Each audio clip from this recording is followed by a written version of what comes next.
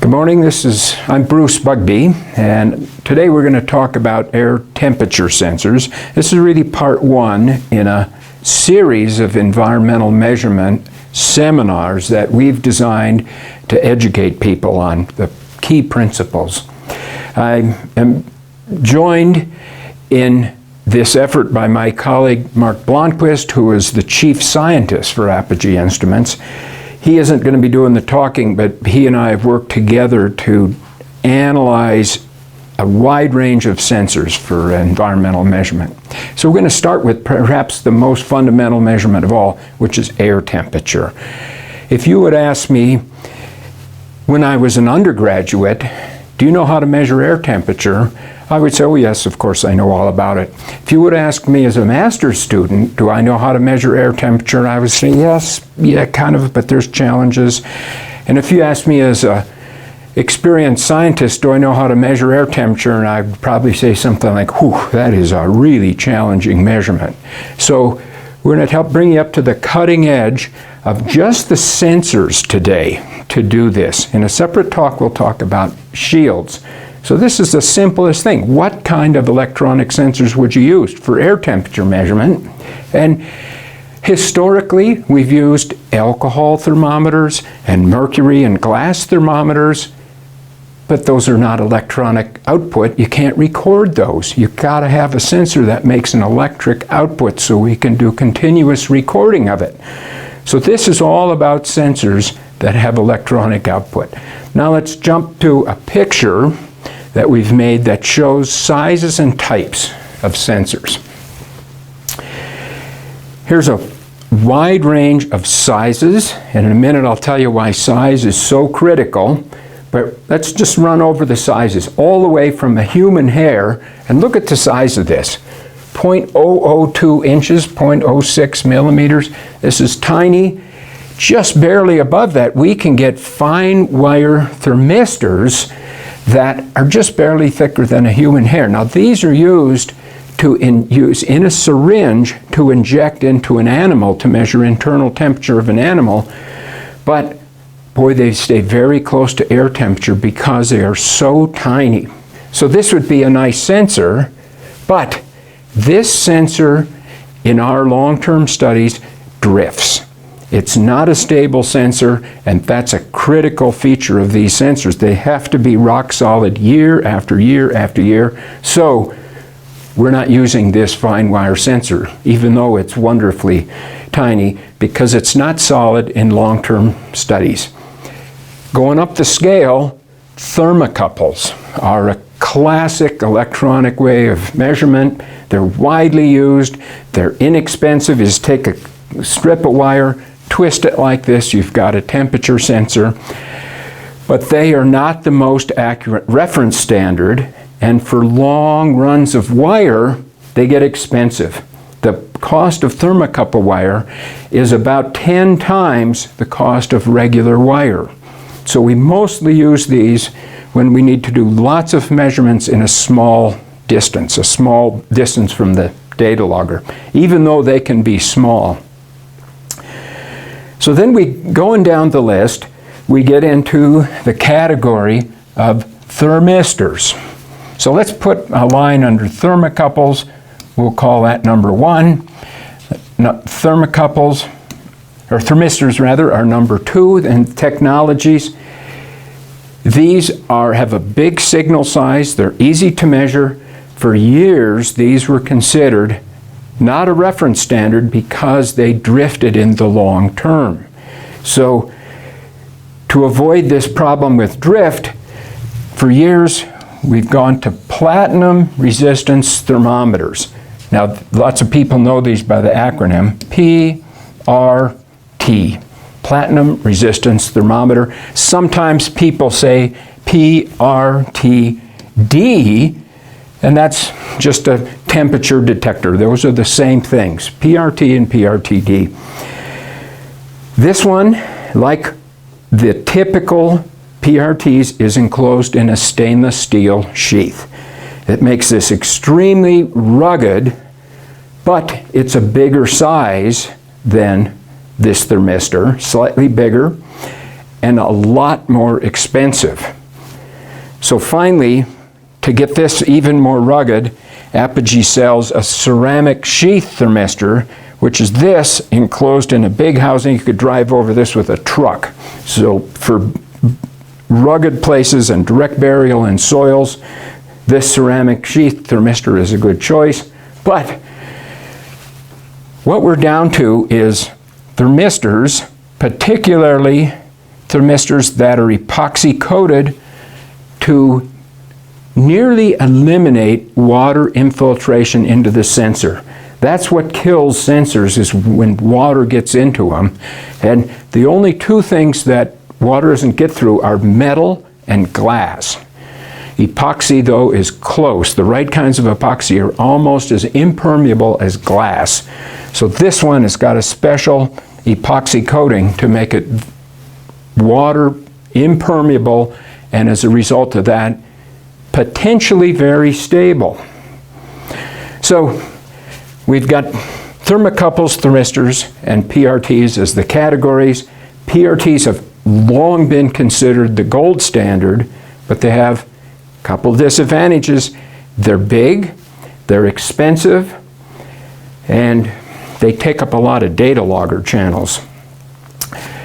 Let's take a look at the effective size in this. Small is better, but boy, these are still pretty small as far as temperature sensors go. So this next slide shows us the effective size on temperature rise. So we've got, these are all thermocouples now. So we take the same measurement technology and make it in different sizes. Now look at the wire diameter. These are down here thinner than a human hair in this part of the graph. These are all tenths of a millimeter, small and very small. We put these in a controlled environment with typical radiation loads on them and look at the increase in temperature. This is the difference between the true air temperature and what the sensor gave us. Look at this.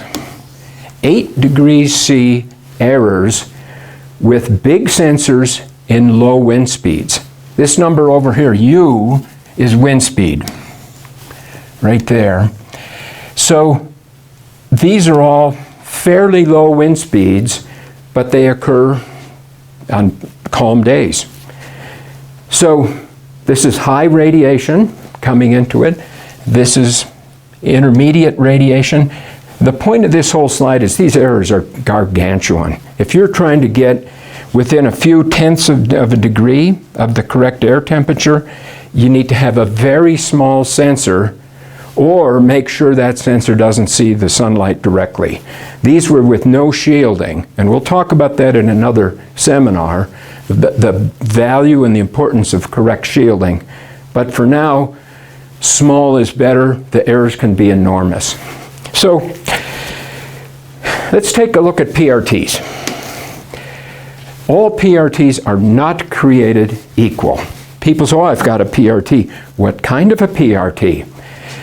Here's the 5 classes of PRTs and their accuracy specifications.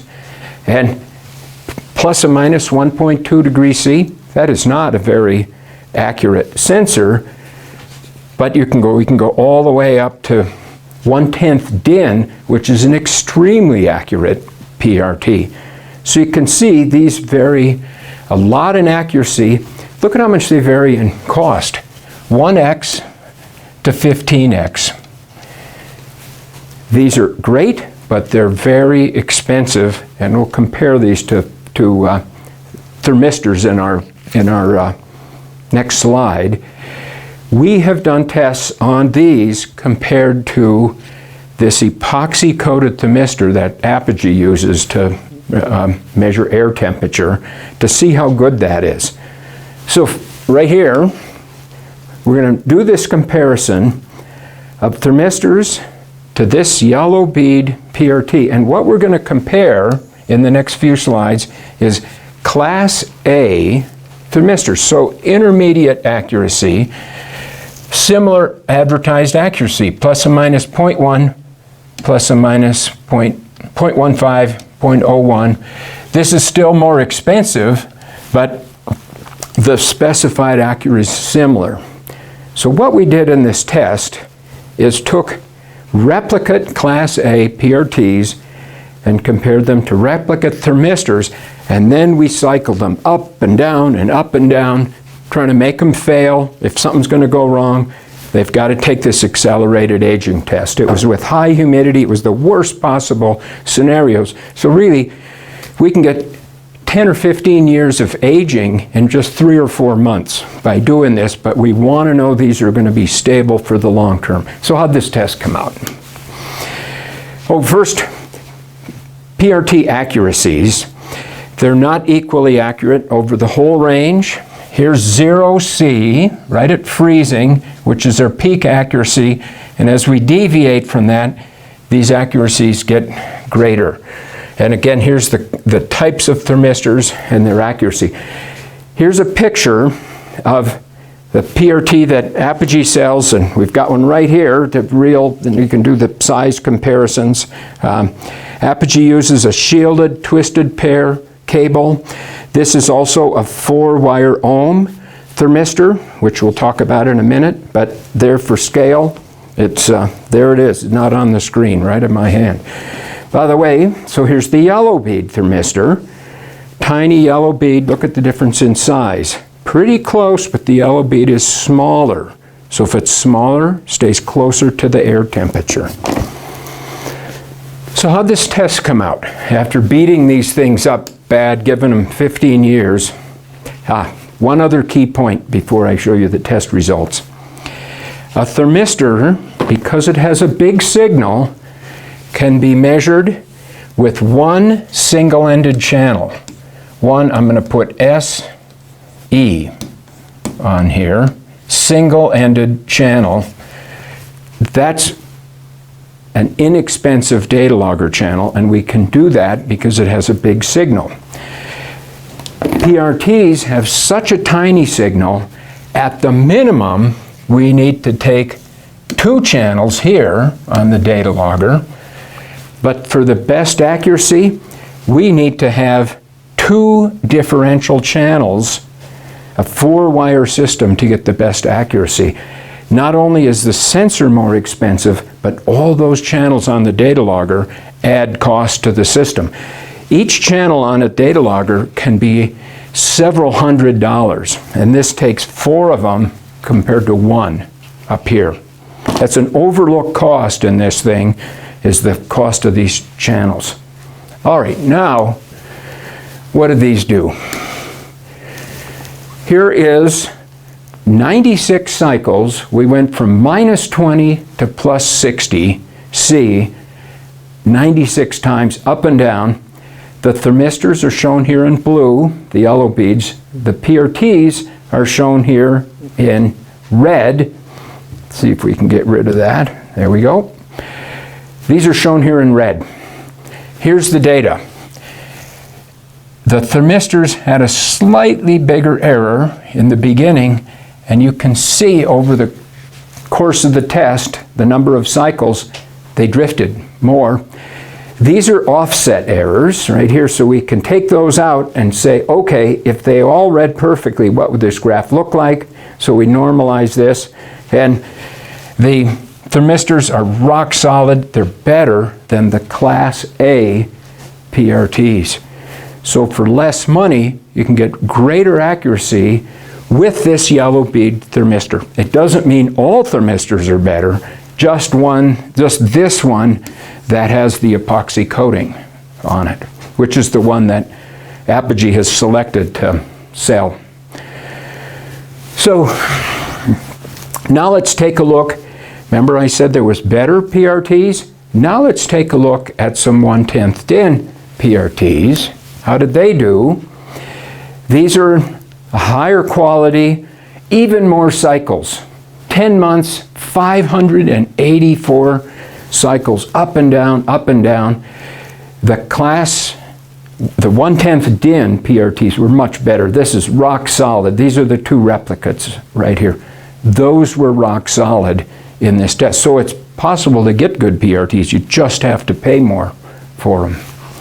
So How did these compare to the thermistors? Here's 12 replica thermistors against those, 584 cycles, and then we keep going. We normalize them to 0 here because there's some offset, and the errors are less than 5/100ths of a degree C in drift of these sensors over time. So this is a more comprehensive test. It helped convince us that these yellow-bead thermistors were just rock solid.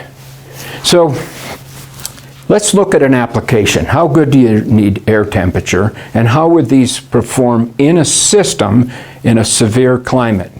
It turns out we're in Logan, Utah, so we can look out the window at mountains that are 10,000 feet. We're a little under 5,000 feet in our valley. Some of those mountain climates have very severe weather, and one of the most famous for severe weather is a place called Peter Sinks. It's in a little bowl high up in the mountains. Cold air collects in this sink. It gets extremely cold, and it's hot in the summer, cold in the winter. How cold does it get? Look at this. 1985, we recorded minus 69.3 Fahrenheit up there, minus 56.3 C. This record was the lowest temperature for Utah, the record all-time low, and it was the second coldest temperature ever recorded in the continental United States. Oh, great, second. What was the coldest? Rogers Pass in Montana, 69.7 Fahrenheit. This is 1954. So these are long-term records. Look at the difference. Here's our second place, minus 69.3. There's the all-time record, 69.7. You tell me how much accuracy of sensors matters, and in extreme cases when we got second place by 0.4 of a degree Fahrenheit. That's 0.2 of a degree Celsius. Measurements matter when you're going for an all-time record. So at this site, we have set up a weather station that continuously records temperatures, and we've done test runs with the Apogee sensors up here to see how they do. Let's take a look at that site. Here's the site. This is practically summer up there, right? The snow really does melt off in the summer, but it's a remote, austere site. Right here is a multi-plate shield that are commonly used on these, and then here is the Apogee aspirated shield. So what we're going to look at is just the shield now, and we're going to take a look right up the bottom of this, like we're laying on the snow looking at the bottom. This is what the bottom looks like, and this is the sensors inside of here. 2 yellow beads and 2 PRTs, both in the same shield. So we can do a rigorous replicate comparison of accuracy and stability over a long term in this. Because they're both fan aspirated, they should both be accurate. How'd they do? Well, first of all, how severe was the weather? So this is a year, almost a year of weather. Up and down, day and night, day and night. This has huge swings. Hot in the day, cold at night. Here's last winter. It's 2 winters ago. We didn't get the all-time record, right? We got to almost to minus 40 degrees C. Remember, the all-time record's minus 56, but it still got cold and up and down. Then finally summer came, and there's not many nights it doesn't freeze up there. It's a cold place. But these swings are enormous, so its sensors get a beating up there. What's the data look like? Here's that same graph with cycling. Temperature difference between the 2 replica thermistors. Look at the scale on this. Plus or minus 1 C, right on top of each other. Here's the PRTs. They're also very good. Plus or minus 0. Now, you can focus in on this right here. This little spike. This happened in the spring. This is classic when it happens when a speck of moisture gets in there. Could have been even an insect, and it got on one of the sensors and cooled it off. And so this is the average of the 2, and it's less than 1 degree C, but this is not measurement error. This is just something momentarily getting in the shield and cooling off the sensor. You can imagine if you put an ice cube on a sensor for a fraction of a second, you'd easily get that. Even a wet sponge, you'd easily get that, but you're right to 0. So that, we're not worried about that. What we're worried about is this stability, and let's zoom in on this just a bit now. Just those two graphs, big, even a narrower scale, plus or minus 0.4 degrees C. The replicate thermistors are very close to each other. The replicate PRTs are close to each other. These are differences from the mean of all 4 sensors. So nobody was off by more than about 0.1, and they were rock solid over this year period of this test. The thermistors were every bit as good as the PRTs for stability, but there's one other concern. Remember we talked about small is better? And the smaller the sensor, the closer it stays to air temperature. These are smaller than these. It's a round end. Remember in our show and tell here? That's not much difference in size, but if the sun is shining on these, this big stainless steel one's going to heat up more than that tiny little bead. But these are also inside a aspirated shield, so the sun shouldn't matter. But what happened? Some reflected light bounced off the snow and heated these up inside the screen. And here's what happened. Compared to the mean of the thermistors, the PRTs heated up from solar radiation. Wasn't big, it was 0.1 degrees C, but because they were bigger, they were less accurate. So this is two examples of the same thing, the 2 replicate PRTs, both of them heated up. This is why we really recommend using this Apogee yellow-bead thermistor in these applications, even inside of an aspirated shield where they're protected. It saves a lot of money. If you really need good accuracy, put in 2 replicate yellow beads, and if they don't read the same, you need to go out and check the site. You got a problem. So, and 2 replicate yellow beads is far less expensive than 1 more expensive PRT. Here's the setup right here. So with that, we're going to conclude this session on temperature sensors, and we'll follow up on temperature shields in another talk. Thanks for listening. We'll see you again soon.